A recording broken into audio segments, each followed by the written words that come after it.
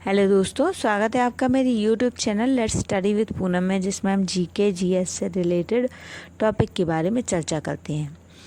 आज हम एक वैज्ञानिक के बारे में बात करने वाले हैं जो हमारे देश के प्रमुख वैज्ञानिक थे और जो ना होते तो आज वैज्ञानिक क्षेत्र में हमारा देश इतनी उपलब्धियां हासिल न कर पाता जो आज हमारे देश को प्राप्त है। तो वो शख्स हैं होमी जहांगीर भाभा। इनका जन्म 30 अक्टूबर 1909 को मुंबई में हुआ था। भारत के प्रमुख वैज्ञानिक थे जिन्होंने भारत में परमाणु ऊर्जा कार्यक्रम की कल्पना की। जब होमी जहांगीर भाभा 29 वर्ष के थे और उपलब्धियों से भरे 13 वर्ष इंग्लैंड में बिता चुके थे, उस समय कैम्ब्रिज विश्वविद्यालय भौतिक शास्त्र के क्षेत्र में सर्वश्रेष्ठ माना जाता था। वहाँ पर भी भाभा केवल पढ़ाई ही नहीं बल्कि कार्य भी कर चुके थे। जब अनुसंधान के क्षेत्र में श्री भाभा की उपलब्धियों भरे वर्ष थे, तभी स्वदेश लौटने का अवसर उन्हें मिला। श्री भाभा ने अपने वतन में रहकर ही कार्य करने का निर्णय लिया। उनके मन में अपने देश के विज्ञान और प्रौद्योगिकी के क्षेत्र में एक क्रांति लाने का जुनून था। श्री भाभा के प्रयासों का प्रतिफल है कि आज पूरे विश्व में विकसित देशों की लाइन में हमारे भारत के नाभिकीय वैज्ञानिकों की प्रतिभा और क्षमता का लोहा माना जाता है। होमी जहांगीर भाभा का जन्म मुंबई में एक पारसी परिवार में हुआ था जो कि काफ़ी संपन्न थे। उनके पिता एच भाभा मुंबई में एक प्रतिष्ठित बैरिस्टर थे। आज भारत में लगभग 2 लाख पारसी हैं। ईसा की शताब्दी 7वीं शताब्दी में इस्लाम ने जब ईरान पर कब्जा कर लिया तो अपने धर्म की रक्षा के लिए तमाम पारसी परिवार भागकर भारत आ गए। तब से वे भारत में ही रह रहे हैं और भारत को ही अपना वतन मानते हैं। पारसी समाज ने बड़े योग्य व्यक्तियों को जन्म दिया है। डॉक्टर भाभा पढ़ाई में बचपन से ही तेज थे। 15 वर्ष की आयु में ही उन्होंने मुंबई के एक हाई स्कूल से सीनियर कैम्ब्रिज की परीक्षा सम्मानपूर्वक पास की और बाद में उच्च शिक्षा के लिए कैम्ब्रिज विश्वविद्यालय गए।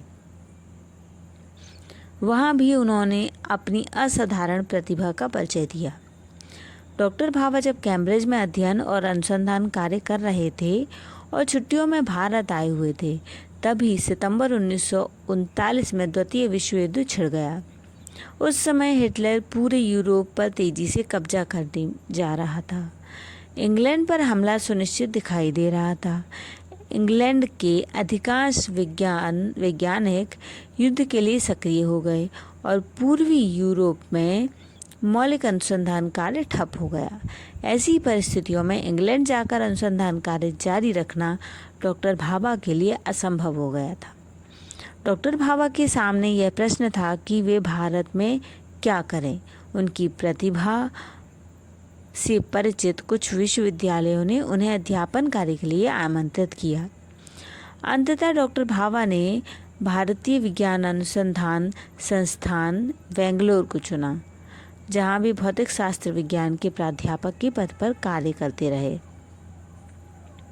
यह उनके जीवन की महत्वपूर्ण परिवर्तन था। डॉक्टर भाभा को उनके कार्यों में सहायता के लिए सर दोराबजी टाटा ट्रस्ट ने एक छोटी सी राशि भी अनुमोदित कर दी थी। डॉक्टर भाभा के लिए कैम्ब्रिज की तुलना में बेंगलोर में काम करना मुश्किल था।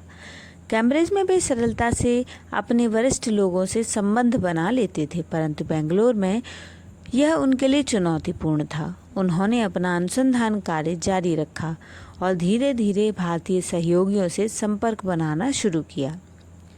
उन दोनों भारतीय विज्ञान अनुसंधान संस्थान बेंगलोर में सर सीवी रमन भौतिक शास्त्र विभाग के प्रमुख थे। सर रमन ने भाभा को शुरुआत से ही पसंद किया और भाभा को फेलो ऑफ रॉयल सोसाइटी के लिए चयन किया। बेंगलोर में भाभा कॉस्मिक किरणों के हार्ड कंपोनेंट पर उत्कृष्ट अनुसंधान कार्य कर रहे थे, किंतु वे देश में विज्ञान की उन्नति के बारे में बहुत चिंतित थे। उन्हें चिंता थी कि क्या भारत उस गति से उन्नति कर रहा है जिसकी उसे ज़रूरत है। देश में वैज्ञानिक क्रांति के लिए बेंगलोर का संस्थान पर्याप्त नहीं था। भाभा ने नाभिकीय विज्ञान के क्षेत्र में विशिष्ट अनुसंधान के लिए एक अलग संस्थान बनाने का विचार बनाया और सर दोराबजी टाटा ट्रस्ट से मदद मांगी। यह संपूर्ण भारतवर्ष के लिए वैज्ञानिक चेतना और विकास का निर्णायक मोड़ था। सन 1945 में द्वितीय विश्व युद्ध की समाप्ति के बाद दुनिया भर के वैज्ञानिक अपने अनुसंधान कार्यों को पूरा करने में जुट गए। 1 जून 1945 को भाभा द्वारा प्रस्तावित Tata institute of fundamental research की एक छोटी सी इकाई का श्री गणेश हुआ। 6 महीने बाद ही भाभा ने इसे मुंबई में स्थानांतरित करने का विचार किया। इस नए संस्थान के लिए इमारत की व्यवस्था की समस्या थी। उस समय संस्थान के नाम पर टाटा ट्रस्ट में 45,000 रुपये, महाराष्ट्र सरकार से 25,000 रुपये और भारत सरकार द्वारा 10,000 रुपये प्रति वर्ष की धनराशि निर्धारित की गई। भाभा ने पेडर रोड में कैनलवर्थ की एक इमारत का आधा हिस्सा किराए पर लिया। यह इमारत उनकी चाची श्रीमती कुंवर पांड्या की थी। संयोगवश डॉक्टर भाभा का जन्म भी इसी इमारत में हुआ था। TIFR ने उस समय इस इमारत के किराए के रूप में हर महीने 200 रुपये देना तय किया था। उन दिनों यह संस्थान काफ़ी छोटा था। कर्मचारियों के लिए चाय की दुकान संस्थान से लगभग 1 किलोमीटर दूर हुआ करती थी।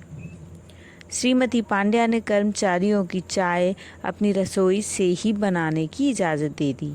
वह अपने प्रिय भतीजे डॉक्टर भाभा को अपने हाथों से चाय बनाकर पिलाया करती थीं। आज उस 2 मंजिल पुरानी इमारत की जगह पर बहुमंजिल इमारत ने ले ली है, जो अब मुख्यतः भाभा परमाणु अनुसंधान केंद्र के अधिकारियों का निवास स्थान है। यह दुर्भाग्यपूर्ण है कि विश्व ने परमाणु ऊर्जा के स्वरूप द्वितीय विश्व युद्ध में हिरोशिमा और नागासाकी के शहरों पर बम गिरने पर जाना। लोगों के मन में डर बैठ गया कि परमाणु ऊर्जा और परमाणु बम एक ही है, किंतु भाभा ने परमाणु ऊर्जा के जनहित प्रयोग को पहले ही जान लिया था। डॉक्टर भाभा की दूरदर्शिता का ही परिणाम था कि स्वतंत्रता पूर्व ही उन्होंने नेहरू जी का ध्यान इस ओर आकर्षित कर दिया था और स्वतंत्र भारत में किस तरह परमाणु ऊर्जा उपयोगी सिद्ध होगी इसके कई उदाहरण उन्होंने पेश किए थे। डॉक्टर होमी जहांगीर भाभा के सम्मान में एक डाक टिकट भी जारी हुआ था।